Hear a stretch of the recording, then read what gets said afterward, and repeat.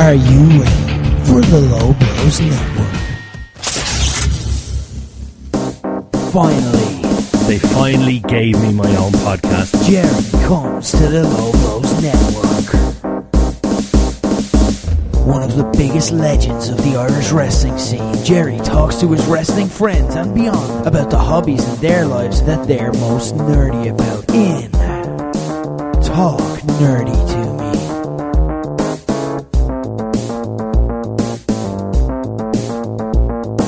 Good evening, ladies and gentlemen. You are listening to Talk Nerdy to Me with your host, Gerry Soul, and we are back in the studio again. Dave, how are you? Not too bad. God, I love that beard.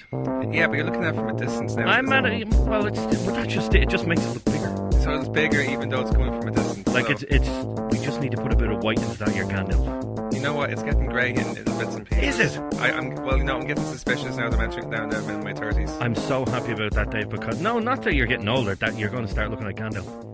We have to get you one of those big staffs. You know, I'm just saying, the older you get, sometimes it's a good thing. I don't know. Like Sean Connery, that sort of thing. But imagine if Sean Connery had a beard. There you go. Imagine if he had a beard with his pointy eyebrows. He has had many different types of facial hair, which has been good. It's been nice. Mainly mustaches, though. Yeah, but he looks good with a mustache. He does. Although I have no idea what he looks like now. He's about 158. Is he still alive? Yeah. Oh, okay. Yeah. He just does it. He's retired from acting. Oh, okay. Makes sense.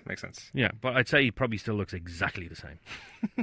That's just how it goes. But ladies and gentlemen, baldy head and all, you're listening to a special I've wanted to do now for a long, long time. Because a lot of people know me as the Star Wars guy. Dave, that would be correct, That's wouldn't definitely it? The Star Wars guy. Mm-hmm. But Star Wars wasn't my first love. My first love was Star Trek. And specifically for me, it was Star Trek The Next Generation. Now, we did have somebody in a couple of months ago, and that was an absolute crazy interview with Kigo. Kigo did the Next Generation interview, and to say it went off the rails, Dave, what would you say? Quite off the rails. It was mental. Like at one stage, you were talking about using the transportation machine for surfing tasks, we'll say. So. Yeah, well, what came from that was that we were talking about various actors in the show, and the word moist was used a lot. Yeah, so let's hope it doesn't go quite as mental as the last time, Dave. Well, I don't think you want that played this time, right? No, we'll leave that there. All right. But in studio today, ladies and gentlemen, I am joined by two members of the USS Cuchulain, which is the Irish Star Trek, I was nearly going to say Star Wars there, Irish Star Trek group in Ireland. Ladies and gentlemen, please welcome Frank and John. How are you, guys? Hello. I'm good, Gerry. How are you? Oh, look at that lovely studio audience. Thank you, studio audience. Thank you. It's great to be here. Thank you. So, yes. No, calm down. Calm down. It's okay. No, stay in your seats. Thank you. Oh, they're getting back up. They're getting back up. No, standing away. Oh, no. They're Can we talk now? We can talk now. Well, obviously, lads, you're here to talk about a very specific subject, but it's a subject that's so broad that we could literally sit here for hours on end talking about it, and that, of course, is Star Trek. Yeah. How many shows do we have now? Oh, now. Ooh, there's a question. So we had the 4 from the late 20th century. Yeah. We had the original one. The original. We had the animated series. Yeah. Now we have Discovery, and just recently, for us, recently, depending on when you're listening in the future, Picard. And then the announcements of Section 31. Lower Decks. And there's another one, and they isn't there? mentioned one, it's just been sort of registered at the moment, Star Trek Prodigy. Oh, Prodigy, right. Now, what will that be? There's no information on that yet. There's a spoiler for me because I haven't even heard that one. I've heard everything else you said. Red alert, spoilers. Right, you better believe it. Yeah. Well, apparently, CBS have only just registered it. Registered the name, so that's a working title. It's a working title. Yeah, so it's not may not. They're going. They have a. But it shows like how far they're willing to go. Like, I mean, I think Trek they realised their fuck up when nothing was released for the 50th anniversary. Mm-hmm. And then all the fan shows were doing stuff, and the fans were going nuts for the fan shows because that's all that was new. The fan shows were fantastic. Really, well, some of them are. Some of them. You can't say all. I would say some of them. Yeah, certainly Star Trek continues. Well, I would say but, it was. I would say it was. You could. I don't know. Well, we can mention names here, can we? Yes, absolutely. Yeah. So I think James Cawley, who's the Elvis impersonator in Ticonderoga, and he used his wealth from doing the Elvis shows to create his show, which he started off doing season 4. What was never season 4 released. Yeah. So he got in touch with a lot of the older writers and people from the 60s show, because that's his love. And he did his best to make an episode. And if you can go up and see Star Trek New Voyages episode 1, which was his idea of doing what would have been episode 1 of season 4 had they gone through with it. It's ropey. It's really, really ropey. But as James went through and got different people involved, his production values got better. But after James came another fan who's actually an anime voiceover artist, I believe, Vic Minoya. And Vic did one episode with James. He played, I think, an Orion slaver. And the lady whose name I don't know right now, who is the counselor in Vic's show, which is Star Trek Continues, she was in an episode with James Cawley as well. They split ways, and there was a thing there that you can read about on the internet if you want. But Vic went down a different road, and James. So they have similar ideas, but they have slightly different philosophies in regards to their sci-fi shows. I think James wanted to make shows because there was nothing there. He wanted to make what he loved, which was the 60s. But he wanted to make it with people who love Star Trek, and they wanted to do it. Vic wanted to do the same thing. However, Vic wanted to make it a little bit more professional and a little bit more polished. So I think Vic brought in people who were performers already or had a background, whereas James was not less picky. He's very picky about his stages and how they're built. But there's a disparity then when you watch some of James's stuff and then some of Vic's stuff. Vic's is very, very polished, and Vic's a perfectionist as far as I can see, because he cues the music, he edits it himself, he cuts the music himself. And Vic went so far. James went into widescreen, but Vic stayed in 4:3. Yeah. But Vic wrote how many? 9, 10 episodes? He's got 13. 13 episodes. Yeah, and there was a linked story in behind. Yeah, There's a beat plot. It is, and he kind of managed to close off, you might say, the original series, and tie it into the motion picture. It's well done. I mean, for me, fan fiction and fan shows are, most of them, I could leave them behind. Star Trek Continues was the only one I felt was worthy of the name, really, and I did enjoy it. It's worth a look. The one thing James did have over Vic is James had classic series actors.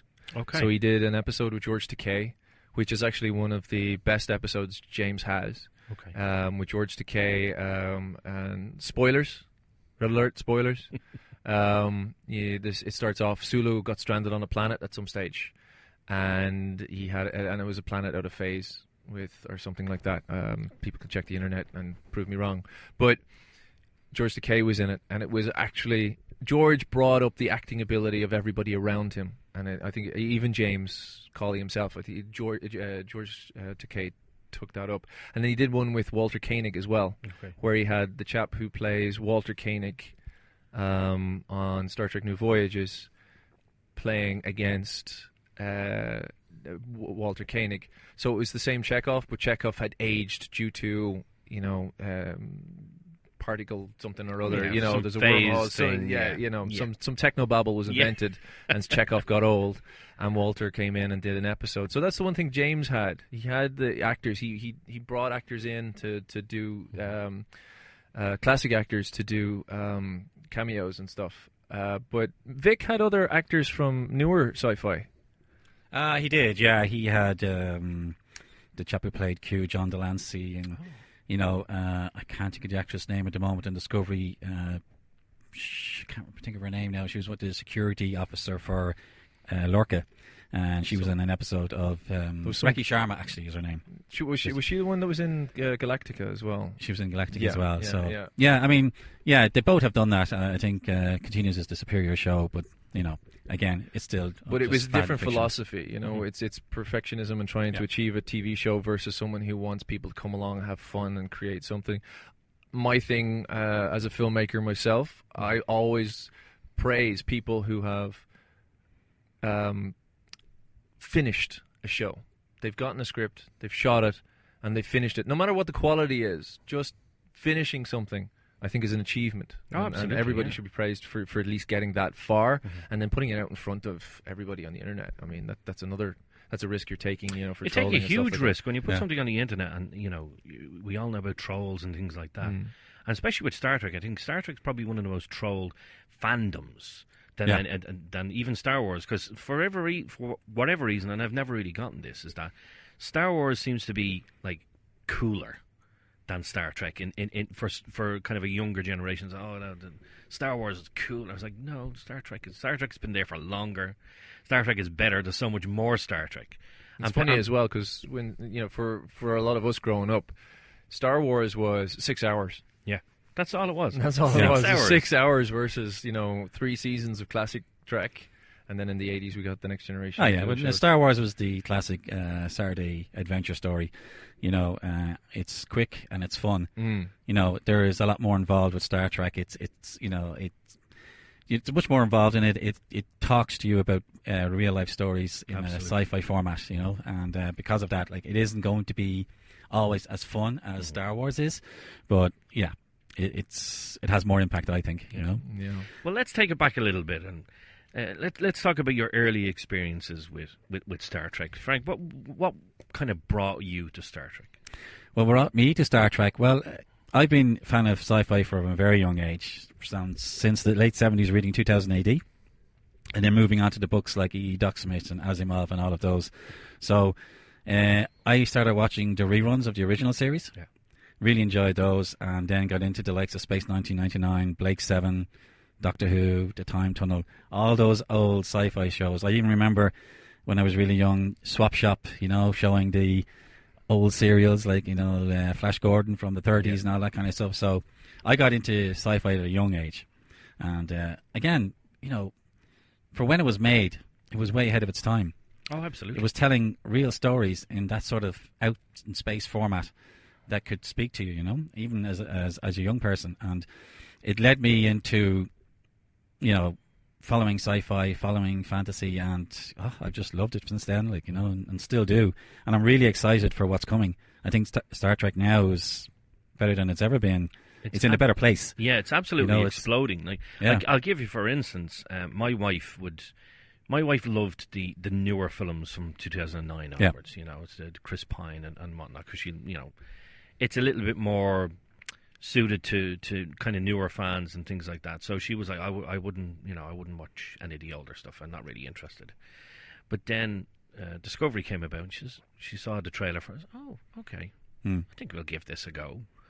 And she is absolutely infatuated with it now. Yeah. She absolutely loves it, to the point where if we haven't watched an episode, when the series was out, we haven't watched it, we need to watch it. Come on, you're coming up to watch it, you have to watch it. She's crazy for it now, absolutely. And then when she saw Star Trek Picard, she's like, oh, I don't know, and I don't know whether I'd be able to watch that. I said, no, they're making it for new fans, but they're making it for old fans as well. They're making it for everybody. A certain element of nostalgia in there. And then, of course, she loves Sir Patrick Stewart as well. So she was like, I have to give that a go. So Star Trek really reaches out, especially nowadays, it reaches out to everybody. And that's why I think it's exciting at the moment, because they are reaching out to new fans, and they are reaching out to what came before. As regards the new movies, I love those as well. I know there's a certain level of fandom will say, well, you know, they're not what the original show was. They don't have to be. You know, I mean, you can have various different flavours of Star Trek, and they're all canon to me, like, you know what I mean? And they all give you an element of entertainment there that as long as they're on different timelines. You know, you could go into the specifics about timelines and canon and all of that kind of stuff, you know what I mean? But to me, you know, it's all about the entertainment. It's all about telling a good story and entertaining you while you do it. And I think every iteration has done it so far. Oh, absolutely. I think the Calvin timeline, great. I know that Quentin Tarantino is coming up, hopefully, with a movie. That's going to be very strange and very interesting. I will stick in my groan here. Yeah, you stick in your groan. Stick in my groan of worry. But I am not worried at all. Like, you know, I think there's room with Star Trek for various different variations of it. I would still, the only sad point of that for me is the Star Trek 4 that was being proposed, bringing George Kirk back, and you know, the possibility that they were going to swing back and undo all that happened in the first movie. that was the theory of what they were Yeah. thinking of doing, and I think that would have been interesting to see as well. But I am interested in seeing what Quentin Tarantino does with it. Like for me, if Tarantino does do a movie, I will watch it. Yeah. Obviously, I Yeah. will watch it, and I will make up my final mind then. I'm not going to go, well, I'm not going to go see that. I'm not going to stay away from the theater. So you're not going to be like the disgruntled Star Wars fans. Oh, I'm not going to see that. Blah blah blah. No, as a filmmaker and a big sci-fi fan, I will, like, I was talking to another friend of mine from the north about this just a couple of weeks ago, to his significant other as we were just chatting, and we watch terrible sci-fi. Mm-hmm. There's some terrible stuff out there, and I will give it a go, and then I will make my decision. Yeah. And if it draws me in, I'll watch it. But then if it doesn't, I'll go, and maybe later on I'll try again. I mean, a prime show for me in the last 10 years was everyone loved Battlestar Galactica, Yeah. and then it was the sequel series Caprica. Mm-hmm. The pilot was interesting. Pilot was very good. I enjoyed the pilot, and the series. Oh my God, it was like pulling teeth, in my opinion. Some people love it, but Yeah. dear God, what was that? And then Blood and Chrome, which was going to be another series, and they decided, well, we're not going to do another war story, so they released it as a web series and then as a feature Blu-ray. But that was again going, oh wow, yeah, I'd watch this, but they were right. It is the same show all over again, just with a previous war, older technology. Yeah, but you're willing to give it a go. Willing to give it a whereas go, yeah. You mentioned earlier, Gerry, Star Trek trolls and Star Wars trolls, and certain, say, YouTube channels and all this that will gripe on a show before they've even seen it, or they'll gripe on a movie before they've even seen it, and they will prejudge based on what they think it should be, rather than waiting to see what comes out of it, And to me, that isn't IDIC, IDIC, you give something a chance. Diversity and infinite combinations. Oh, I'm sure people know what that just is. And if they in do, they case. do, But exactly, that's exactly it. You give it a chance, see what comes out of it, and you'll either enjoy it or you don't. There'll be those that will, and there'll be those that don't. I mean, like with Discovery, with Discovery, it has a split fan base in some ways. Absolutely, yeah. But that's love fine. it. I think it's absolutely fantastic. The thing for me about it is that when it comes to the fandoms, especially when it was, let's look at Star Wars for a second. People said after The Last Jedi, oh, Star Wars is ruined. Yeah. I don't see how you can ruin Star Wars. If you're an original trilogy person, it's always going to be there. If you're going to go even further back than that, original trilogy, before it was redone and re-edited and all that, then watch that. Exactly. You don't have to that is watch it. the newer stuff. No, you don't. Give it a go. Yeah, and you But either it's like not it or you gonna, don't. exactly, it's not going to ruin it. People, and now I'm starting to see the same thing now for Star Trek Picard is going to be terrible, but it's not even out yet. Give it a Not chance. even out yet. It's not going to ruin the Next Generation. It's not going to ruin Deep Space Nine or Voyager or anything else. It's its own separate entity. So if you watch it and you don't like it, that's fine. Give it a go. Yeah. It's not going to ruin anything that came before it. Yeah. People say Discovery, oh, it's ruining timelines and ruining canon. No. If you don't like it, that's fine. Don't watch it. Yeah. That's it. Well, for me, we jump in, for that, it's I hope for better. Mm-hmm. But I think we've got better. We see, this is the thing. Myself and Frank, we're kind of two sides of the same coin. Where I'm not the biggest fan of Discovery, I will watch it, and I will sit through it, and I'll go see where the storyline's going, and I'll see the nods and the sound effects, and that's for that, and that's referencing that, and that's all cool. Whereas for me, it's now the best show after Deep Space Nine. It tops TNG. It tops all the others for me. I think but there, John knows. I tend to like serialized storylines a little bit more. That's with Blake 7 and Babylon 5 and Space 999, all these shows. Babylon 5, fantastic. But they were telling serialized stories, and this is what Discovery is doing. And I love the fact that it doesn't reset at the end of an episode. I love the fact they're dealing with darker tones. They're willing to take a chance. I'll say at this particular point, the difference between myself and Frank, we've been friends for 25 years at this point. And the positive of this is we've been friends for 25 years, so still friends, but we are two sides of not an argument but a discussion where Frank prefers dystopia, and I prefer altruism. But I like both. Yeah, I like both. I will watch both, but I prefer. I would be happier to sit through an altruistic character. Oh, so would I. I would very happily sit through an altruistic Pike show. Yes. Yeah. Yes. You know what I mean? Yeah. While at the same time still enjoying Discovery. Exactly. Yeah. You know? No, I'd agree with that. I'm just listening to the two of you there. You know, it's not an argument; it's a discussion. You know, you will watch it, but you don't really like it, whereas Frank loves it. Let's look at two shows that kind of came out at the same time. You love Discovery, and I know you love The Orville. That's it. Yeah. Well, What's no, that show? What was it? The what? The yeah, Orville. yeah. Never heard of it. Well, you see, the Orville takes there's a different kind of part of your brain to watch the Orville, and I will say this about the Orville. I enjoy what Seth's trying to do. The Family Guy humor, that's where I go make a cup of tea. You know, The only thing is then you're making a lot of tea. you can be making a lot of tea, especially in season it's, 1. You can be yeah. making a lot of tea. But as I believe, and you know, fans out there, you can correct me if I'm wrong.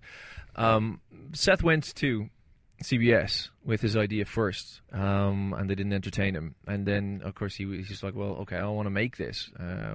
He's successful now. He's enough to know what he's doing and making film and TV. So he went to Fox, and of course Fox will go, well, we'll only back it if it's got something like your other shows that are successful, Family Guy, you know, American Dad, that type of, so you know, shoehorning in that type of humor. The pilots come some dreadful types of humor in it that I just can't stand.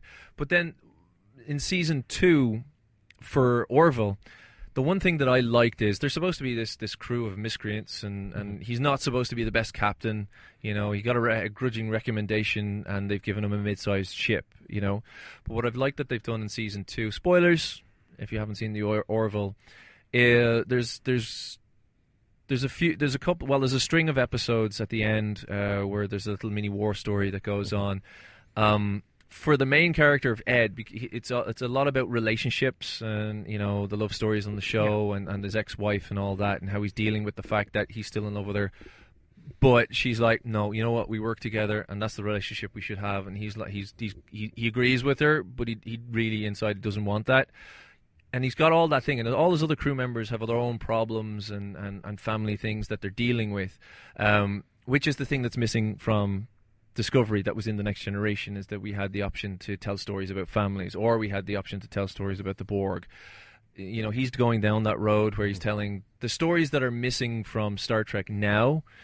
I think McFarlane is taking, and the Orville are taking up those stories because they're missing from television. But one of the things I did like was that Ed Mercer, when he got into a battle, they could have made all sorts of jokes where, you know, the toilet floods onto the bridge, you know, people are vomiting in the corner, somebody's crying, you know, they could have made all sorts of crass humor. But what I liked is when it came to crunch time, he knew how to fly the ship. Yeah. They wrote the character in such a way he can fly the ship. He's in command. He's sitting in that chair. He's calling out orders, and they're getting through the battle. Yeah. Gordon is flying the ship. He's flying it perfectly. He's not crashing into stuff. You know, he's not screaming at the helm, going, "Oh my God!" They're efficient. They're in the battle. Everything's been shot, and they're there to save. They're there to save Earth. I like that. There's also in the same season, one of the characters that I found very difficult to get behind simply because of the McFarlane type of humor was the helmsman Gordon, and there was a wonderful episode in season 2 where they find a time capsule from the 20th century, and there's a girl's phone in there, an iPhone, and all her texts are in there, all her photos are in there, her discussions with her friends about relationships that she's just had, and Gordon takes it and puts it in the Orville's version of the holodeck, and he loads her character and creates a personality and creates her on the holodeck, and then he falls in love with her. Because he can't find anyone like that on the ship or in. Oh yeah, I mean, and it does Union. have the potential to tell good stories. And that episode changed that character for me. Yeah. Now that character's got a bit of depth. I can get behind. He was a goof. He was before that. he was the goof. comic relief in the corner. And all he did was the shitty one-liners. And one episode is all it took to. Oh, he's human. He's human. He's human. And I really know a bit more enjoyed. about him. Yeah, I really enjoyed that episode. And it's that that type of storytelling is what the Orville is filling the gap with, because Discovery's going with the big adventure. It has the potential to be a great show in its own right. And the humour is being lessened and lessened. The whole thing about it, certain trolls calling it Star Trek Orville, it's not Star Trek. That'd be me. It's a certain bit of a homage to TNG, and I totally get that. Seth was a huge fan, and it's a good show, and it has the potential to be a great show. And I think the second season was certainly a lot better than the first. Oh, definitely. Oh, absolutely. I agree with you 100% there. And the reason for that is because they cut it back on a lot of that kind of humour. Yeah. And there were certain Agreed, episodes. One of the I don't want to stay on the Orville, but one of the episodes of the Orville that I thought was fantastic was, I can't remember the name of it, but it was about social media and people living their lives based on being judged on what social media, the rating that they get on the it, positive and negative. You know that's actually being used in there's a Chinese city using that technology. So if you have a negative rating under the accepted line, you're not allowed to ride public transport. So I mean, it was very prophetic. Like, I mean, it's a good show. There's a Black Mirror episode. You know what like my biggest issue with the Orville was when it came out first, and it goes back to trolls. Trolls using this other show to bash Discovery. Discovery, yeah. And and if I'm honest, it made me biased against the show because I love Discovery. I think it's a great show. I think a lot of what the trolls are talking about is pure nonsense, regarding it, and it coloured my view of the Orville for quite some time because it was being used as a stick. But then you gave it a go. Of course, exactly. I gave it a go. I watched it and I enjoyed it, except for the nonsensical humour that's in some of it. What I mean? But by the second season, I'm looking forward to the third season. Well, I think when it comes to the Orville, I think he definitely learned a lot from the first season and changed certain things in the second. Yeah. And the same can be said for Discovery. Yeah. Discovery, started off good. Certain little things I didn't like. A lot of people gave out about the fact that the ships seemed far too futuristic. I was like, lads, one was made 40 or 50 years ago. That was the sticking point for me. They were a bit too advanced.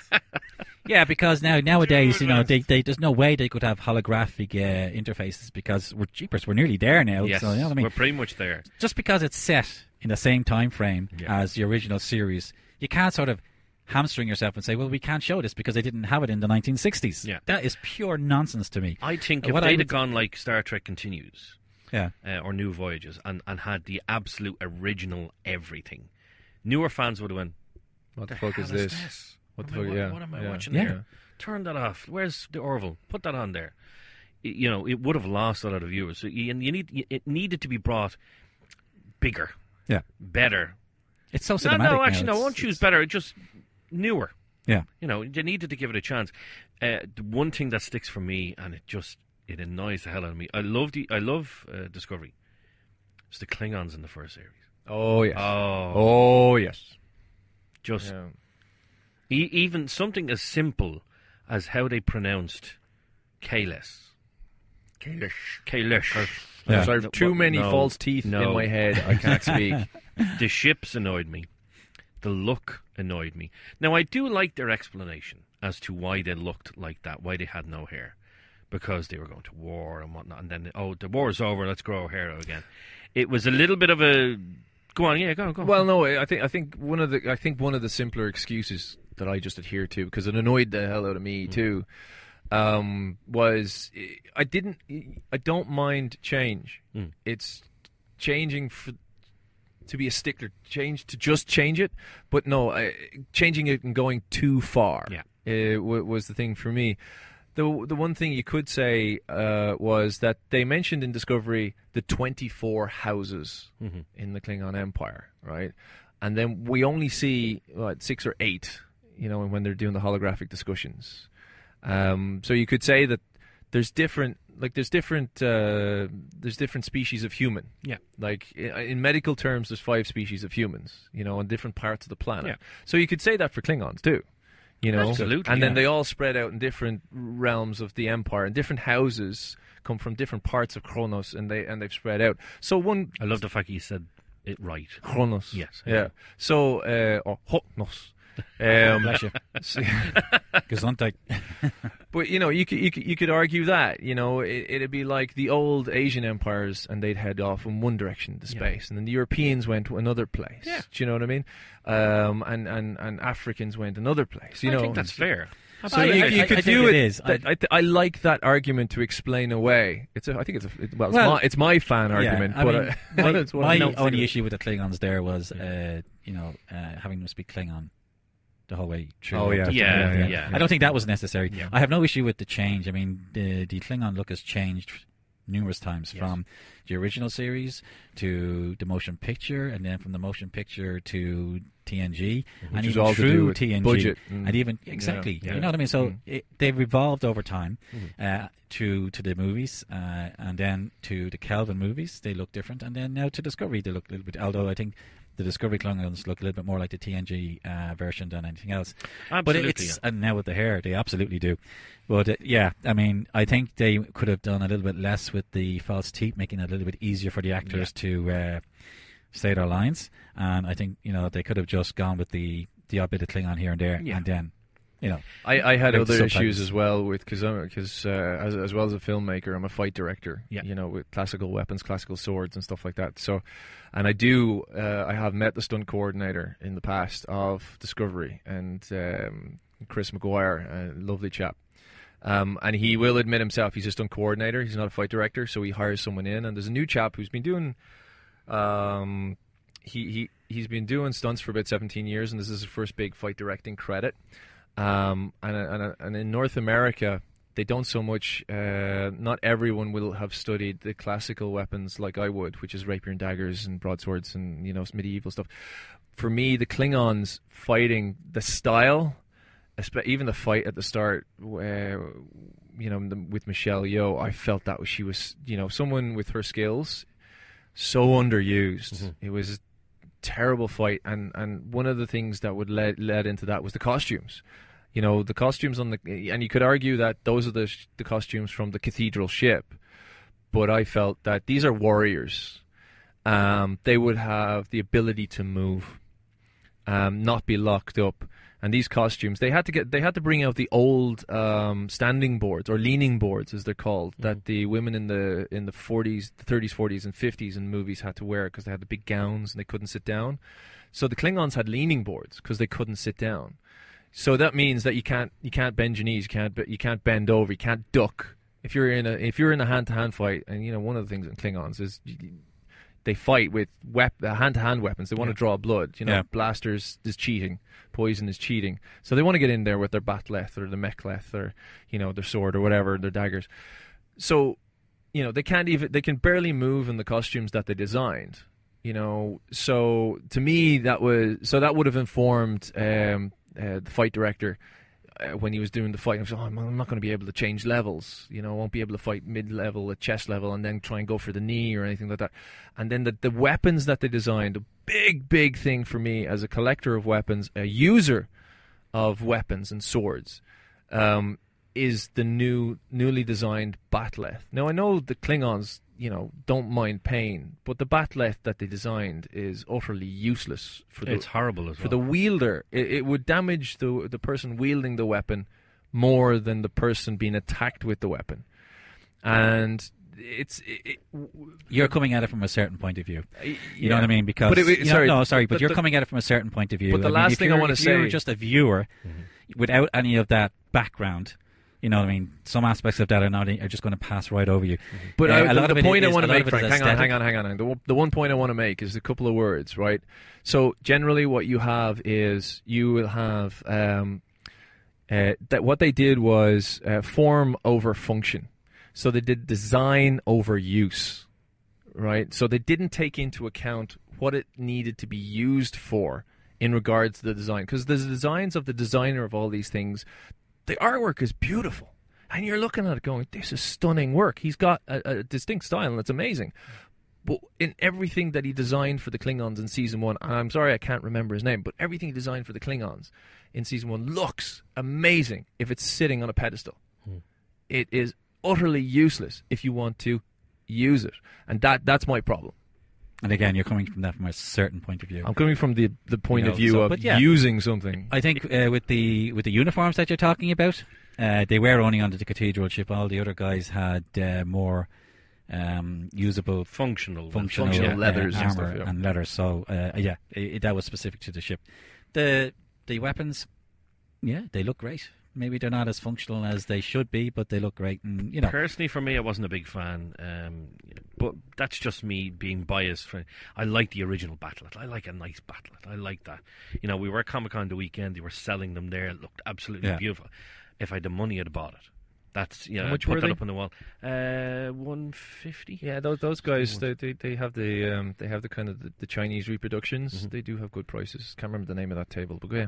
They were coming down in price as the weekend. Oh, really? Yeah, I should have gone down. Yeah. I had to stop go down myself on the Sunday afternoon. No, I have to stop myself because I bought Anduril from them. Yeah. Hard Hat of Fang. I've got some of the Lord of the Rings things you can't afford because the United Cutlery stuff is well over $1,000. So. I was so tempted. I went on the Friday and I was looking at Long Claw and I was like, I'm going to get that tomorrow. And then I looked at it Saturday and says, it's going to be even cheaper tomorrow. And I went to get it the next day and it was gone. And that's the danger. The risk. That's the gamble you That's take. the chance you take. Absolutely. Yeah. But right, so Star Trek. Okay, we're here because of our love of Star Trek. I absolutely, you guys love it. Okay, and that now has transferred from watching TV series and probably reading books and films and things like that to what you guys do now with the USS Cuchulain. Tell the listeners what the USS Cuchulain is. I'll let Frank start. Okay. Well, the USS Cuchulain is a member of Starfleet International, which is a US-based, basically, that's where it started, 40 years old, international group of sci-fi fan clubs, or Star Trek fan clubs. And we joined about 6 years ago. Okay.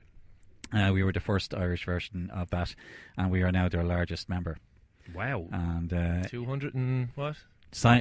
We just hit 1,000 on our Facebook page, which is very active. Chatting sci-fi and all of that. And on the signed up membership for Starfleet International, we're at about 230, I think, 240. 240. But essentially, when we started, a lot of Starfleet International is correspondence. Because particularly with the US and various different locations, it might be hard for people to meet on a regular basis. So they set up their Facebook pages, and it was all about correspondence, chats, and all this. But when we started, from the very beginning, we wanted to be more than that, and we didn't want to be just a Facebook page. We wanted to be a social club for fans where they can meet up and enjoy, have a bit of crack, talk about Trek, argue their different points, and still enjoy it. Discuss. Go for it. Discuss. Exactly. And enjoy meeting up with other fans. Yeah. So we run 3 parties a year. We have a spring, summer, and Christmas party. We do movie nights and bowling and all that kind of stuff, all to emphasise the social aspect of who we are. And we have actually a karaoke night coming up in a couple of weeks. So the whole point is we're a social club for fans, where you can get together, have a few drinks, talk about what you like with other people who have a similar mindset, and then just enjoy doing it, And along with that, we became part of Dublin Comic Con. We started in around the same time frame as them. They started out in we were at Swords. the first one, weren't we? Yeah. We were at the first one. With only a trestle table. Yeah, absolutely. Like and every other fan table. as they've grown, we've grown. Yeah, I've literally, and literally just the other day I was looking back on memories from the very first Comic-Con, because I was there. It was my very first experience of anything like this. Well, I remember want to say seeing you now guys there. a big shout out to Carl. What's Carl's last name? Walsh. Carl Walsh. A big shout out to Dublin City Comics and Carl Walsh and all the guys there for taking that chance. Oh yeah. Oh yeah, and it was a chance. It's a big chance. And It was a chance. Big shout out to them for doing that. I remember the first year I was talking to Brian. Now, his second name escapes me, but Brian is, if you've ever gone to Dublin Comic Con, you know Brian. He's the big, huge guy that does the sculpting and stuff like Arachnid that. effects. Exactly. And I remember talking to him about when they were first setting it up, and these guys took a huge risk. Yeah. They took out loans, they remortgaged houses just to do the first Comic-Con. And Huge they risk. were able to make some money off that, pay off the various loans that they'd had, and now look at them now, like 7 years later. It's huge, 20,000 people I'm over the delighted. course of 3 days. I'm delighted to hear that, because going back in time to the 20th century and back to the 90s. Now, my first convention was in 1993, I was 12. It was March '93. George Takei and Malahide at Time Warp 1. Wow. Right? I remember it well. And then soon, it was a year or 2 years later. Warp 2. Time Warp 2, and they had Miguel Barrett Roddenberry. It was supposed to be Leonard Nimoy, but he couldn't make it. So Miguel Barrett Roddenberry. And I was at that. And they were both hugely successful, because I don't think there had been much in Europe at the time. This is the early 90s. So they did so well out of that. Those guys decided, we'll do it again. And they went and they created Visicon in 1996. Now, I do know from that event, I won't mention names, I do know that, I do remember the names of the time. But now I was only, was it July 96, and they had Nana Visitor and Alexander Siddiq, or Siddiq El Fadil as his name was originally. They mortgaged their house to try and run that event, and didn't make the convention was a success for those who went, but it wasn't a financial success. Wow, it was a financial flop, and of course then they had to really think about things. And there's other convention organizers from the UK who have had the same problem, and it changed their mindset in regards to how you run conventions and how you have to charge for things, because you do run that risk. And that's the risk that they ran. And thankfully, it was a success for them. Yeah. And they've grown and moving from Swords to, CCD. the CCD Convention Centre, and it was a great move. It's a great venue for them. Fantastic building. Absolutely fantastic. 5 or 6 floors of fun. Yeah. But let's take us back to go ahead. But with the Cuchulain growing with them, it's been a delight, and working with them. And as you said, the first time we were there, we had the table. And now, thanks to the incredible creative efforts of Jono here, and with Stephen with the electrics, we have our bridge console, captain's chair, where we, people can come along to our set and get a photo in the captain's chair, play through a game. It's got a bridge simulator game built into it as well called Artemis, and so it's actually a working bridge. You can actually sit there, fly a ship, get into battles, and all of that as well. And so we've grown and we've progressed, and that's where we are now. And we're delighted with the response we've been getting from people as they come to our bridge, find out who we are, what we're about, and say, great, because I remember actually going back to that first time when we had the table. People were coming up and saying, I didn't know anybody was still into this, didn't know there was any fan clubs, and we still kind of get that. I mean, even this weekend, people are saying, I didn't know this was here, and I love that, because it means they're finding something that they were kind of looking for all this time. And I think for all its ills, and there are many, social media and the invention of social media, the accessibility of the internet has really helped us in the modern times. I mean, to go back to where I came from, I started watching The Next Generation when I was 7. Right, it was bath night. Saturday night, you get out of the bath, stand in front of the fire, and you dry yourself off, and there was Captain Picard, and you'd be watching it, and it was great. And I do remember the first episode that I saw was The Last Outpost. So I'd actually missed the first 3 episodes. And that was actually a thing for me as a kid. I started watching series, and I generally had missed the pilot and had to go back, which was very difficult to do back then.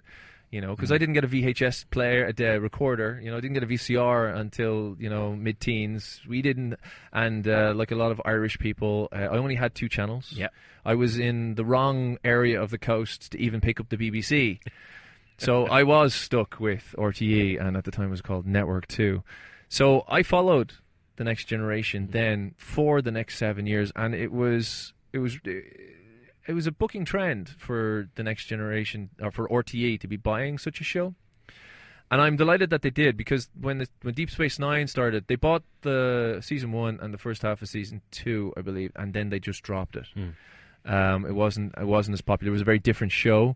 And I remember listening to an RTE exec on the radio maybe about 10 years ago, and they explained that the reason The Next Generation, according to RTE's research in Ireland, worked so well because it was a family show, and that's why RTE continued to invest in it. Stereotypically, you had Captain Picard, and he was because another show that was very popular here at home was The Waltons. And it was, and so similar. But in basic, break the characters down. You've got Captain Picard, he's the daddy. You've got Riker, he's the older son. You know, Beverly, she's the mom. She's taking care of everybody downstairs. I mean, it's terrible to kind of break it down into those, but that's what execs do. They look at those type of things. There's Wesley. And that's another thing. For me, as a younger person, 7, watching The Next Generation, everyone hammers on for Will Wheaton. Yeah. But for me, at that age, back in 87, he was the grab for me. So it's like, oh my God, there's a kid, and he gets to sit and fly the ship.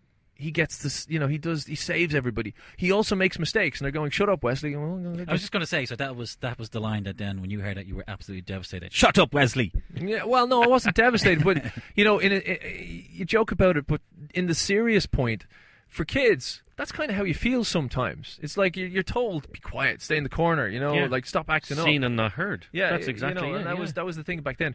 But, you know, adults and people, you know, Frank's a little bit older than me, so they would have that's the annoying character, I don't want to watch him. But when the creators were making the show and writing it and trying to bring different demographics into the show, Wesley did his job with people my age. They may not admit it now to do, but I do. You know, and Will Wheaton, he was treated a different way, and that's why he left the show, because of his age and stuff like that. And he was a big geek himself. I mean, this was a big thing for him as a science fiction fan himself. But yeah, Will Wheaton, Wesley Crusher, was a draw for me. And I watched him all the way through. But then, you know, as the 7 years went on, I was 14, Deep Space Nine came in, and then Deep Space Nine had a darker tone, and you know, Star Trek is Wagon Train to the Stars. Deep Space Nine, instead of being the wagon train crossing, this was the settlement. You know, and that was how they sold it to the execs, because some of the execs only understood the success of westerns. So trying to explain a sci-fi show to westerns. Yeah, I think that was a natural progression, though. Yeah, you know, what else could you do? You know, what's the new thing back then? So you had 2 shows with a ship flying around space. I mean, you know, let's not talk about how JMS sort of pitched Babylon 5 to Paramount before they did DS9, but there's all sorts of discussions on the internet about if that's true or not. They needed to go and do something different, and DS9 was that, and over its 7 seasons, I think became the superior show. It's my favourite by far. It's my favourite by far. It's a competition for me. It's a competition. It's a competition for me. But between again, the Next Generation and DS9. The storytelling was fantastic, particularly once they got into the Dominion War, but also because of its setting and the way it was written. You got an awful lot more character arcs, and the characters developed a lot more on that show, I think, because there wasn't such a reset button at the end of an episode with TNG. I mean, the characters absolutely developed in TNG, and they became much more than what they were when the show started. But with DS9, we saw more of that. Yeah. You know, just because of its setting and because of the way it was written and because it was serialized. But yeah, I mean, well, so for yourself, Gerry, what's your favourite show? It's DS9, I think My favourite is absolutely DS9. Yeah. And I think it's because it was that grittiness. You know, it wasn't a big, shiny Galaxy-class starship. This was a broken-down Cardassian station. We had the Irish guy going in to fix everything. Oh, that bleeding thing is broke again. And I love bollocks. Have you ever seen the Roddy Doyle Star Trek Facebook page? I love it. Hilarious. Which Irish person hasn't? I think we're all subscribed to that. If you haven't, you've got to check it out. But that's just it. If you're so not funny. even a Star Trek fan, you've seen that page because it's absolutely brilliant. It's like Waterford Whisper News. It really is. It's the Star Trek version of that, absolutely. Yeah. So obviously mine is Deep Space Nine, and I love Deep Space Nine from start to finish. I don't think there was... Obviously, you know, there was episodes that were better than others. You know, I particularly loved the Dominion stuff. Absolutely love that. Do you know what my favourite episode is? Go on. Alan Moraine. Count to 4. Count to 4. Wow. Alan Moraine. Okay. Then 3 more. I'm being completely sarcastic there. No, It's no, awful. okay. That's season Season 1. one. You're a good actor, in fairness, because you looked at me and was like, oh, really? Oh. That was season 1, episode 4, isn't it? I have no idea. Season I tried 4. to It's wipe episode that from 4 my or memory. episode 4, 5, or 6. Yeah. I I think the actors have tried to wipe that from my they memory. do. Yeah. No visitor loves to. As much as I love the Dominion War and every aspect of it, you know, Sacrifice of Angels, fantastic. I love like the visuals of the ships, and it's one of my favorite That's when they parts. started to move in, like with the influence of Babylon 5. With the influence of Babylon 5. In And fact, after, which I think it was season 6 of DS9, a lot of the special effects artists from Babylon 5 got involved. It was Image G, wasn't it? Yeah, absolutely fantastic. So when you look at that big, huge space battle there, where they're going back to take back DS9, you can thank Babylon 5 for that. No, it's very true. Sacrifice of Angels, that was it. Favourite of Bold leads into Sacrifice of Angels. Absolutely fantastic double episode. Bit of a tragic ending with Golden Cat's daughter dying, and you see a bit of emotion for Garrick for once in that episode. What a character as well. Garrick is. Fantastic. But what a performer. And what a Andy. performer. Yeah, absolutely. Yeah. But as much as I love that, and I love the continuance of the war and whatnot, for me, the best doubleheader in Deep Space Nine has to be Way of the Warrior. Absolutely. Oh, of course. That was the Amazing. that was the big reboot. Yeah. That was the big, because season 1 That's to when 3, I went to a different level. Yes. Season You know? 1 to 3 was here's Star Trek. Here's what we've done from the Next Generation. Then Way of the Warrior kicked in. You were like 20 minutes of a battle. In a 2-part episode, and you're like, holy crap. To have and Gowron was probably one of my favorite characters. Favorite non-regular character from the Next Generation. Fantastic character. Gowron and just Martok. badass. Recurring character. And Gowron and Martok. What a pair. Martok, you find out later on in J.G. Hertzler. in Robert O'Reilly. The very first episode of season 5 that, oh God, no, he's actually a changeling. He's been a changeling. Oh no, that means he's dead. He's not coming back. And then they brought back, and I was yes, I love this guy. Absolutely, less one eye. Yes, less one eye, and less a bit of courage. But he got that back, he got that back. But that was for me. So what was, your favorite? My favorite is DS9. Is DS9. Still, So if you could pinpoint an episode in that, or an arc in that, or what do you think? Well, I think you've kind of mentioned it there with the Dominion War arc. I think the way the storyline grew and grew and grew. But one episode I do like in particular is the siege of AR 558 or something like that, isn't it? It just showed, it was a fantastic episode. A small team of Starfleet agents or whatever, and they're being surrounded by the Jem'Hadar. It's a losing battle. It's a losing battle. It's a losing battle. I mean, yeah. it's a difficult episode to watch, and I think it's absolutely fantastic in the way it was done. You get to see what happens to the human mind when you're part of war, and they were supposed to be only there for I can't remember exactly what it was, but let's say 2 weeks, and they're actually there for 6 months, and it's getting to them. And then the fact that they're sitting there and they're clicking.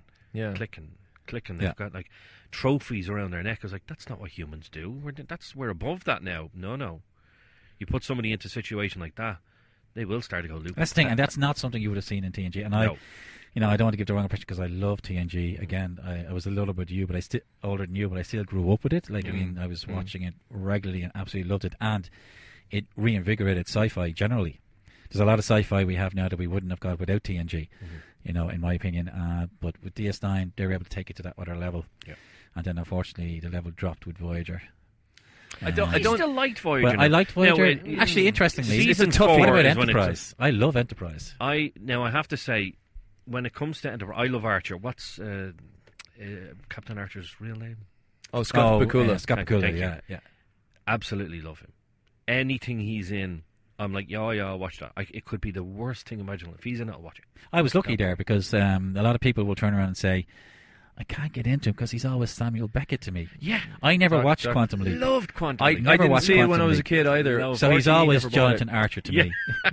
But absolutely I've watched both since. It should have got a season 5. Oh boy. By the time they got to season 4, Manny Koto came in, fantastic writer. I don't know if you ever saw a show called Odyssey 5. Absolutely fantastic. It was Odyssey 5 was what started off cursing in TV. And got cancelled because of it. Sci-fi show. On but it was Showtime. ahead of its time. Had it been years ahead of its time. Had it been 5 years later, it would have continued. Could still be going now. Dozen seasons nearly. If it was a Netflix show now, fantastic show. it would have been still going. It would have been still going. Way ahead of its time. And a fantastic show and fantastic writing by Manny Koto. And they brought him into the 4th season of Enterprise, and straight away you could see how the quality of writing had jumped up in levels. And and I loved the little 3-episode story arcs that they brought in. The potential, the one with the augment, and Brent Spiner. Brent Spiner. Fantastic.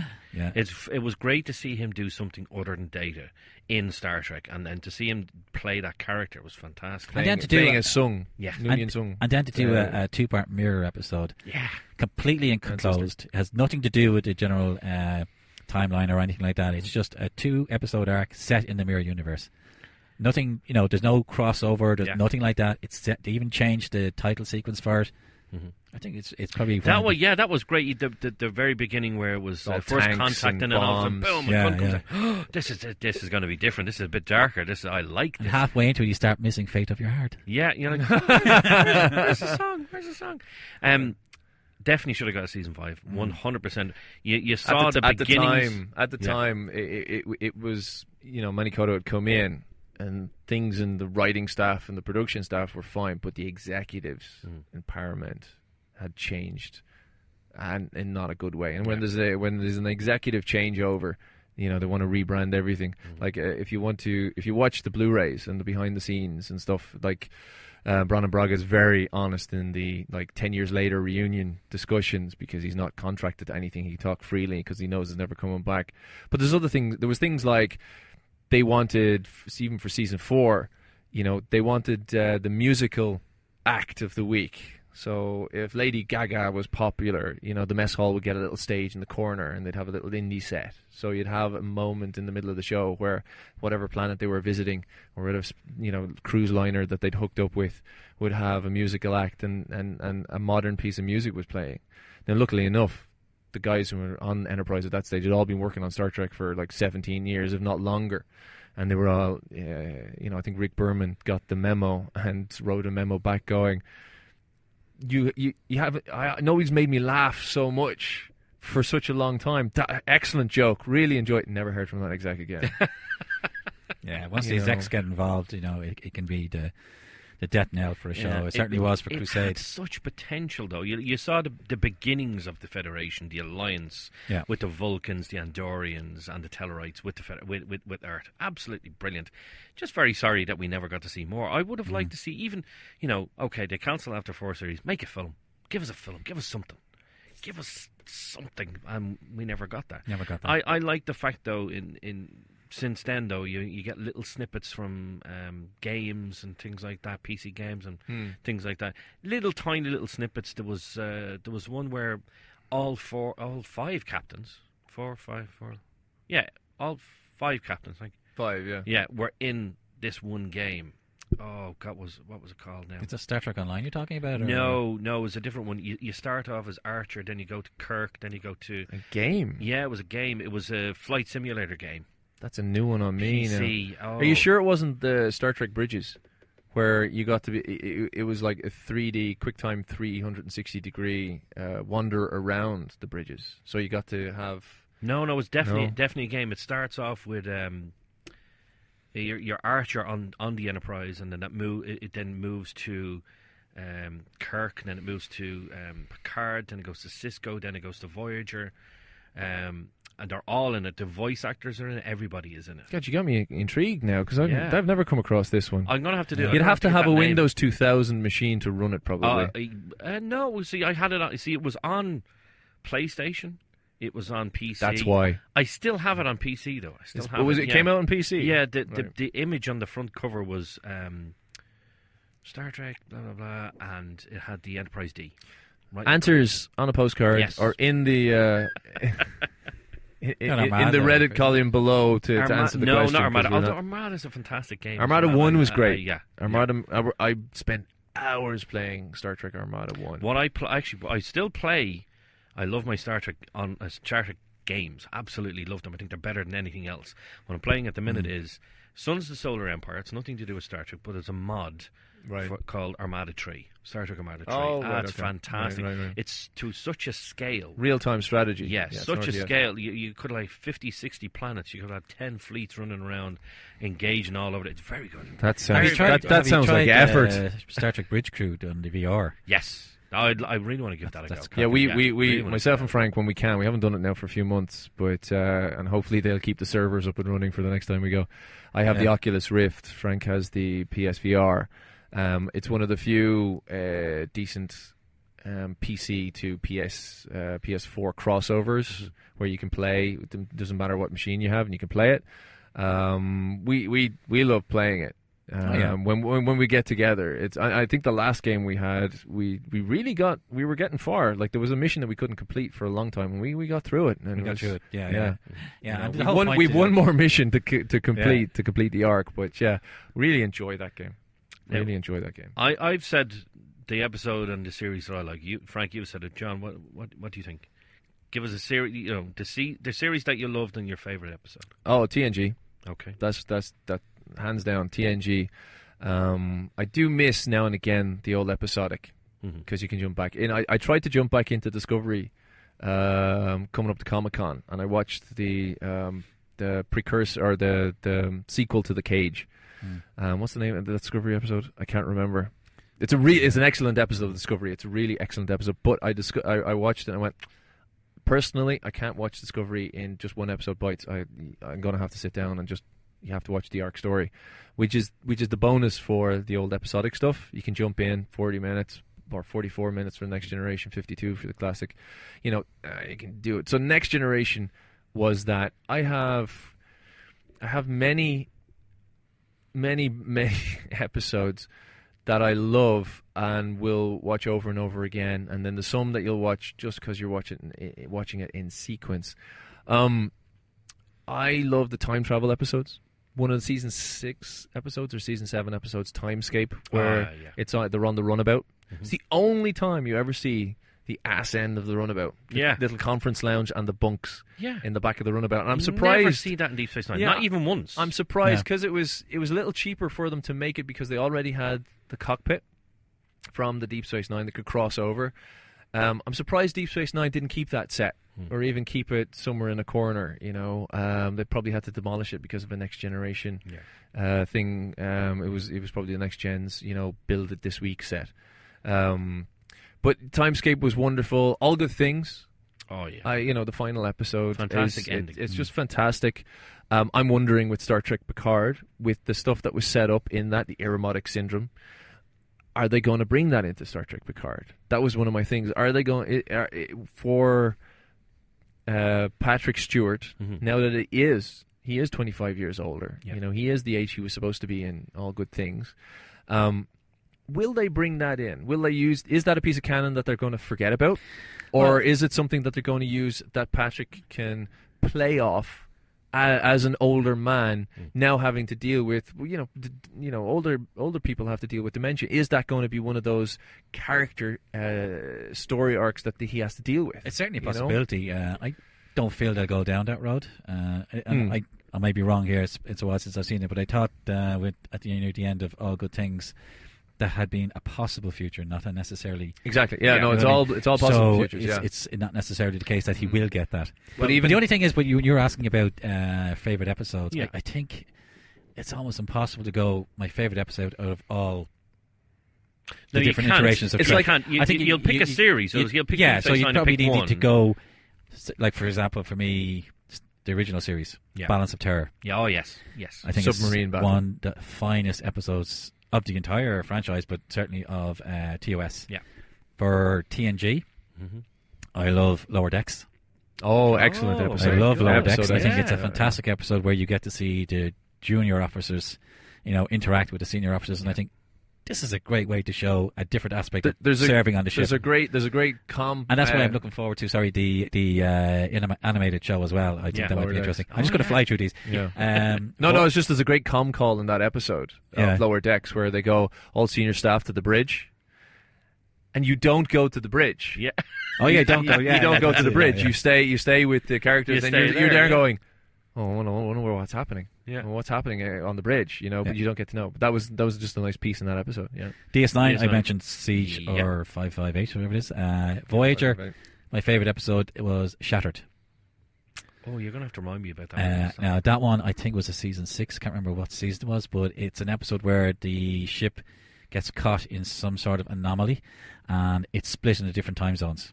Oh, and they're traveling back and forth through the show. Chakotay is the only one who can jump from one to the other. And I thought it was a nice little bottle episode there that made callbacks callbacks to various different seasons of the show, and I thought it was well done. With Enterprise, interestingly, one of my favourite episodes is one called Carbon Creek. And it's where one- the Vulcans invent Velcro. Yes. Right. Okay.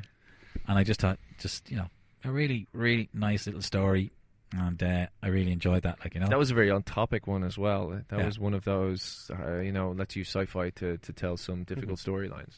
Yeah, and then and also with Enterprise, the two mirror units, two-parter. Love those. In a Mirror Darkly. And Discovery is probably too soon, but I certainly love the Mirror Universe section of season 1. Yeah. Well, anything with Lorca for me. Lorca's great. Lorca's fantastic. Yeah. You see, Jason Isaacs actually has been hunting here recently and putting up little tweets to say, anybody want to see Prime Lorca? Anybody want to see Prime Lorca? Give me a job. No. Give me a job, CBS. Yeah, see the thing. I'm a jobbing actor. I look at that. The last episode that he was in, where they're in the Mirror Universe and the whole thing about that big massive ship, whatever. And both me and my wife, we were looking at it and going, "Is he actually dead? Is he dead? Do we know if he's actually dead, It's or is sci-fi he and transported?" Star Trek. You know, could can go bring anywhere it with back. that. You can go Absolutely anywhere with that, that. You could bring. You could bring. It doesn't even have to be Prime Lorca. It could be Earth 3. Just like the It's the sci-fi. the CW doing multiple Earths. You Every could totally do sci-fi that, show has a whatever you shower want. and a dream sequence. Like, Yeah. could just come out Bobby of the Ewing shower. is back. What happened to that year? It was only a dream. Yeah. But going back for favorite episodes for me in Deep Space Nine, there's so many. Way the Warrior. I mean, I don't know Fantastic. how often I've watched even just that 20 minutes. Once this torpedoes and the watched phaser that goes off, 50, 60 times. you're just going in. But there's a wonderful episode in that, and I don't always watch war stories, so the sugarcoating of sci-fi and the sugarcoating of Star Trek makes things a little bit easier to watch. I wouldn't generally watch real stuff, like Band of Brothers or the Pacific and stuff like that. I have watched them, but they wouldn't grab me as much. But there was a wonderful episode in season 6 where Sisko has to bring the Romulans into the war. Oh, yeah. He has to do it, and he makes and the whole thing is a narrated personal log. Yeah. And it's the horrible things, and it's the thing he had to get Garrick involved, and he's so stressed. He's a different man. Mm-hmm. He's not the commander that came in from Utopia Planitia Yards building starships, designing the Defiant for the Borg. He's now making behind the scenes galactic political decisions without backing of the Federation Council or anything like that. He's the one making the decision for a whole quadrant. Yeah. Bringing an entire race, an entire other military into a war. And such huge stakes. And he's telling it quietly while he's having a drink in front of the camera. Yeah. And then at the very end, he goes, "Computer, delete log." So it's like that entire personal log is now gone. He had to vent it. He had to get it off He his had chest. to Yeah. but Absolutely, he could tell no one. The only person he could probably have spoken to was Garrick, but he couldn't tell Garrick the emotions that he was going through. So we, as the audience, get that little moment into Sisko, and again, it was one of those wonderful deep dives into that character and that the person with that much responsibility for hundreds of billions of lives. That was actually one of my favourite Garrick episodes because you knew he was this former Obsidian Order operative, but you just didn't know how good he was until that episode, because he was able to sneak on board a Romulan ship. Now, how the hell, Romulans being as powerful and as secretive as they are, and being technology far better than anyone else. Yeah, he was able to still sneak aboard, plant a bomb, and get off, and nobody saw anything. That's how good of a spy he was. So it just goes to show you how good Garrick was, and he's such a fantastic character. But to have him almost go against Sisko, because Sisko, he didn't want to do what he did. He felt he had to. He had to. It was He was a seeing those necessary deaths. evil. Yeah, he was seeing those deaths and those reports weekly. He's like, this can't continue. I need to do something. Interestingly, that's the type of episode you wouldn't get in DSR and TNG. It is. Yeah. I mean, you could only get that with a darker picked show. Quite a dark episode to pick as one. But of as a your favourite filmmaker, I can appreciate that is an absolutely. amazing, Picard- amazingly written episode. Picard would have never done anything like that. Yeah. He'd have said, no, we'll just And have he to never would fight have the good punched fight. Q either. Yeah. Yeah. Picard never did Oh, that. dear. Yeah. Well, ladies and gentlemen, I hope you like this one, because this was a fantastic. See, this is what I like about this show. You know, you don't have to be too structured. You just sit down, a couple of people talking. We're talking about Star Trek. This And is it went one of back and many, forth Gerry, right? Because we're not finished. No, well, that's just it. There's Because so much more to say. I love the fact, Dave. What did you think of, like, we had like a little debate earlier on, Yeah. and well, I won't say it was angry, but it was kind of going back and forth. I want to see more of that. It was very Absolutely want to see more of that. was So we're very going to what? get you guys back. That said, it was very friendly. Like, you weren't shouting at each other. Well, At least well, I think no, you were. no. That's the thing. We Yeah. like Frank and myself meet up. We try and meet up once a week. You know, down at my place, we watch a movie or we'll chat about the latest thing. There's another friend of ours that joins in the discussions. But that's the thing. You know, we have known each other since way back in '96. Shakari Club, the Clifton Court Hotel on the Keys with Jared Keating, getting the videotapes in. You know, he had his bunch of friends. I was with a younger bunch of friends. But we all we stuck together through all the different clubs that were back then. There was even the National Irish Star Trek Society from way back in the early '90s, and then eventually we found Ger was running his Shakari Club, and we were both at that, and we knew of each other. We weren't so much friends, but then years later. We ran like the end of Deep Space Nine. We got the episodes, the last 8 episodes, which the first one was the Siege of AOR 558, and we ran, and that was August. That was 20 years ago this month, August 1999, and we were running these events in the Winds Hotel together. And we used to run Buffy and Angel events in Smallville. We did Star Trek, and when we moved when Deep Space Nine finished and Voyager, we only were getting about 20 people, and we couldn't actually financially sustain paying for the room without coming out of our own pockets. But we continued that for another few years until about 2003, where the internet took over from the tapes being sent over, and we were always about 4 weeks behind Sky, but it was always about bringing people together. Yeah. It's all, and that's the big point. And that's the big thing. That's where the USS Cuchulain is now. And that's where the Cuchulain is. You know, that's our main focus. I mean, you know, as I we'll said, have to do another one about like the bridge build. Absolutely. 'Cause that's another hour on its own. As I said earlier on, I was looking back on memories of the very first Comic-Con and pictures I'd taken. You know, there's John Donaldson dressed up as Captain Jack Sparrow, and you see the various characters. There was a Star Wars, a 501st had kind of like a corridor section from its Star Destroyer, and then you guys were there and in all the costumes. Absolutely fantastic. The alien corridor that Carl and the lads had set up, all wonderful stuff. Absolutely fantastic, and to see that, I was like, God, this is the Star Trek Club. To look at you guys from a single table to being the most popular attraction at Comic-Con has been fantastic. Oh, I don't know because about I absolutely 100%. You look at all the sets that they had down on the ground floor and the various things, and there was nothing that had a queue compared to the queue that you guys had all weekend. Really? Wasn't for 5 minutes, was all weekend. Well, of course, like, we're there running it, so we don't get to see that aspect of it. But we have a wonderful crew. Yeah, we do. We have a wonderful crew of dedicated, hard-working people that spend their own money. I mean, that bridge is a lot of Frank's money. It's a lot of my own money. It's a huge chunk of my time. You could argue that's why I'm single. Ladies and gentlemen, he's single. Ladies and gentlemen, you know, whatever, you know, he's single. But you know, we have a dedicated crew of wonderful, hardworking people. Stephen O'Neill, who helped me he built the computer system. I built the box. He put the system in, because it was always a discussion. We wanted my fear is always, when is the crowd going to die down? You know, the guys are always going, well, it's just photos. Don't put up the view screen. But I'm always worried that the crowd might die down. The first time it was out, before I built the box, before I built the console, because that was the first piece. Excuse me. The thing we were doing, it was laptops, and it was a way of keeping people around with us. But for me, as that 7-year-old watching the Next Generation, seeing Wesley sit and fly the ship, I still want to do that. You know, and that's the big thing for me. Fans want to be part of it. It's a team building game. Like, you're not just playing it on your own against other people. Yeah. The whole point is to work together. Yeah. You know, you're making the calls. The helm is flying, but the navigation station, the science station, has to tell them where to go. Heading 123. And the space station, or they're 50,000 kilometers away. You know, and the captain goes, well, head there at warp 2. It's about people working together like they do on Star Trek, and that was the big thing for me, is to make that a console so people come and they hang out and they play together. It's a cooperative thing. And then, of course, the thing was, it's a console. It's kind of missing something. The center seat needs to. So, that like the console, I think, took me about 6 weeks to 2 months because I concentrated on it, which made someone very angry.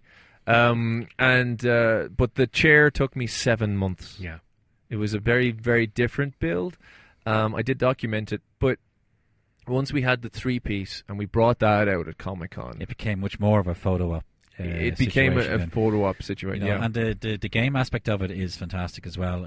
What I love about it was the first year we had out where you were talking about just the console, and we were able to run game scenarios running 20 minutes or whatever, and we ended up having to give out tickets for people to come back because somebody wanted to play the game. But what I love is the triplets. Oh yeah, Aurora, Zoe, Noriana, Aurora, and Zoe. They came along, and their parents. And they queued to have a go at the game, and they got on the game. They played, and off they went. Half an hour later, they were back.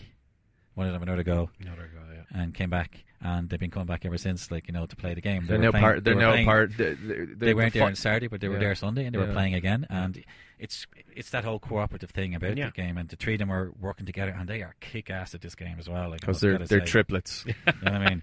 You see, this isn't. Star Trek is not just for older people; it's for every it's for age. everyone. Yes, and as you say, it brings people together and it has people working together, and that's what I love about the bridge. I absolutely love it because you've got your entire crew there, and we're not talking about one or two people. The entire crew how is many there. people do we have rostered? Sharon O'Neill and Elaine Whelan. They do a wonderful job of rostering and keeping people straight. Yeah. And because you're talking about 2 full days over the weekend, and making sure myself and Stephen are kicked off to go and have lunch. The bridge itself, so you've got. For example, you'll have 3 or maybe 4 people, depending on how many people get up to get a photo. You'll have maybe 1 or 2 taking positions. They'll be in the original series costuming, and people. Sharon did a fantastic job making costumes for people so they can put them on. Quick and easy fleeces with deltas, but they're the right colours. Get onto the chair, get onto the console, get a photograph taken, and if there's say just 1 person or 2 people, we can add people to that to create that effect, and then you have people outside of the bridge, letting people know we're there, what we're doing, get a photograph. It's free. We don't charge for it. Yes, we are free. We're here for fans. We do not charge. We don't charge for it. We're here for fans. We just want to be able to say this is what we do. We love Trek. We love sci-fi. Come on in, get a photo with the captain's chair. We're not going to charge you for it. I'll put in another story right here. Another chap who's joined us from Cork, Gerry Lynch. He came all the way up a couple of years ago from Cork. Didn't know what to expect from Comic-Con. Came up. And the one thing, and this is why I built the chair. This is what Gerry said this day was the reason I built the chair. And what he did was he came up on the bridge. He had his uniform on, his own now, and he goes, "I've been waiting to sit in this chair since I was 6." Yeah. And Gerry comes, and Gerry's now one of our volunteers. He's become part of the family of people who come onto the bridge and help out, and he's there all the time. But he came up, he sat in the chair, and he was just, oh my God, I've wanted to sit in this since I was a child. And, I built that chair for people like Gerry to do that. And Gerry exclaimed it. I mean, other people feel it, but Gerry's the one who exclaimed it.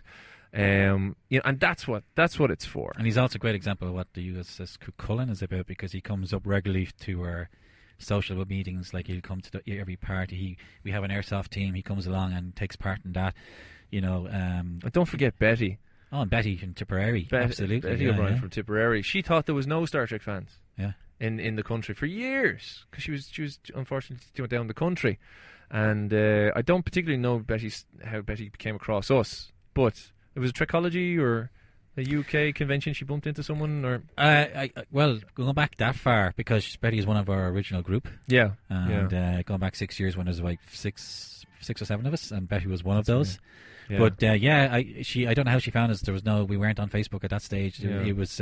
But it's a wonderful story for Betty, because Betty has a huge Star Trek. She's every Star Trek Playmates action figure ever released. It's her big thing. Yeah, that's a huge. And she has said in the past she didn't know how to talk to about it, But now she has our all of us, you know, and she comes up whenever because she's just gone to Star Trek Las Vegas. She wasn't at I've Comic-Con. seen that. I saw the pictures Vegas. on Yeah, Facebook. yeah. Wow. Yeah, To be fantastic. there to That's to- her to big see thing it, yeah. every year. She tries to do that, and it's wonderful for her, you know. Yeah.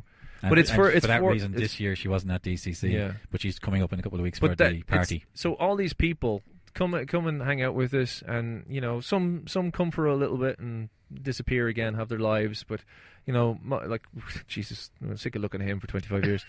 But you know, we've got wonderful Alan Whelan, Elaine Whelan, Stephen O'Neill, Sharon O'Neill, you know, Pete Meany. Betty O'Brien, you know, the captain himself, who's a fleet captain at this time, you know, Alan O'Shea, David Chapman, who was in, I mean, maybe we should... Instrumental in starting it. Maybe if we just take an extra few minutes on the podcast to mention how it started. Yeah. Because I think that's important. Yeah. And so the editor can chop out what he wants. The episode he didn't like that we spoke about. As far as I understand the story goes, David Chapman is a chap. He lives in the UK now, but Dave was he was ill in hospital with lung problems, and he needed something to watch, and he came across Star Trek Voyager, and he watched it all, and that was his introduction. Now this is only going back 7 years for him, Yeah. you know, so he missed everything that I did when I was a kid, and Dave, is he in his 30s yet? Oh, if he is, Yeah, well, he's just crossing over, right? But But you know, so he finds this in his 20s, and he starts watching Voyager. So then he's like sitting in hospital, going, "Is there anybody else out there?" And he got on the internet, and he came across Alan O'Shea, and they both joined Starfleet International, which is the conglomerate big club that we're part of.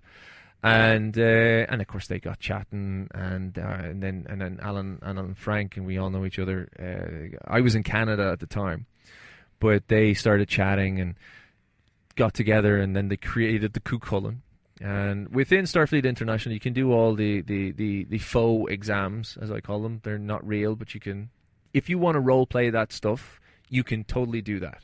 It's awesome. There's a whole bank of exams you can get, and you can climb up the ladder, and it's only $5 a year, and there's a whole database of Star Trek fanfic and fan technobabble and real life stuff too as well. They go into, and I've enough to do in my life, but some people enjoy doing that. Like I will build a set before I'll go and do that. But they all got together, and they all got to, and for Alan and Frank were talking, and then when I came back from Canada, Frank asked me, because we ran the events, and Frank wanted the big social part of it. You know, let's not just do this online and the small group of people. Let's do parties. Let's get social people to go. Let's socialize, do social events, bring people in. So, and I was a bit jaded from running events from way back when, 20 years ago. So I was like, well, look, I'll help and advise, but I'm not going to run it. You know, so Frank and Alan just steamrolled ahead with David Chapman and have created a wonderful social events in the Teachers Club that we have now. But it started with one chap ill in hospital, met another chap online, knew a chap, and brought together. Oh, well, we'd like to know more people. And slightly on that point, something that just happened recently, well, especially to myself and Frank. There are more people out there. Where are you? Bill Shatner is sold out within a matter of hours for the Board Gosh Energy. For Star Trek 2, we've all seen so many times.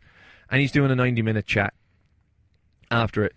And now that's all his production company, and it's nobody bringing him in. There's 3 production companies involved in that. But tickets are gone. Yeah.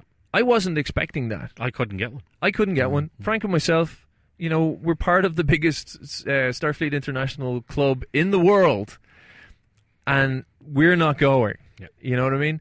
So, and tickets were between, 56, 65, or 166 for the VIP. 166 for the VIPs. You know, I would have happily gone to the VIP. We hadn't actually sat down to say, well, do you want to sit together or anything like that? And because I was expecting, I'll ring him on Saturday and we'll buy something.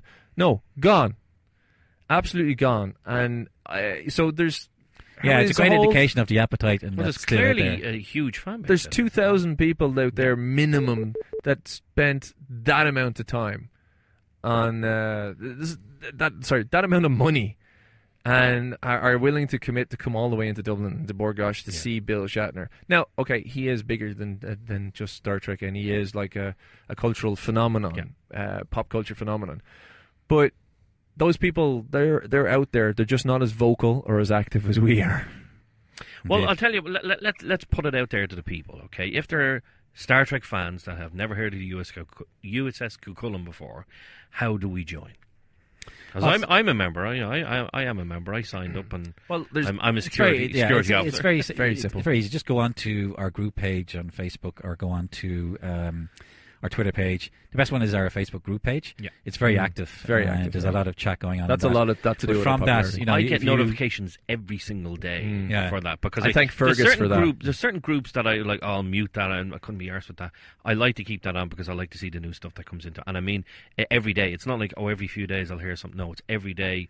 Couple of notifications every single day, and I love that part. And and it's not just Trek either. We'll talk general sci-fi, and all of that, But yeah, just go onto the group page, and from there, Alan will send you a welcome. And if you want to be a part of Starfleet International and do the quizzes and the exams, Starfleet Academy, or join that as well, he'll send you the links for that. But you don't need to be. It's not a requirement to hang out with us. You know what I mean? Don't hang out, have to have it's your not a $5, requirement. If you just want to socialise and go onto the Facebook page, come along to our party nights and all of that, all you need to do is just join our group page. Okay. And in terms, so we've got the USS Cuchulain, you've got your summer party coming up. I believe it's the 24th of August. 24th of August, yeah. It's our karaoke night. If people want to go to that, where and do that's they go? in the Teachers Club on Parnell Square. Dublin, yeah. What time? Great venue. We usually kick off around 7 o'clock. Around 7. Okay. And we'll start off. We normally start off with, a bit of a get together, a bit of a meet. We'll have a quiz, raffles. There's finger food, and there might be a couple of presentations, and then we go kick into the party. And we finish about 1 o'clock in the morning, and just get your vocal cords trained up and come out and sing a couple of songs. It's we usually have fun, and anybody's welcome. Oh, well, that's absolutely fantastic. Well, ladies and gentlemen, I hope you enjoyed that, and we're definitely going to have you guys back. I did like the kind of debate part of our discussion. Oh, we there. can do that. So we'll definitely get you back. We'll get you back with a few more people, because I have a couple of ideas on mine. There's various different seasons, various different series, I should say. Frank, you're Deep Space Nine, you're Next Generation.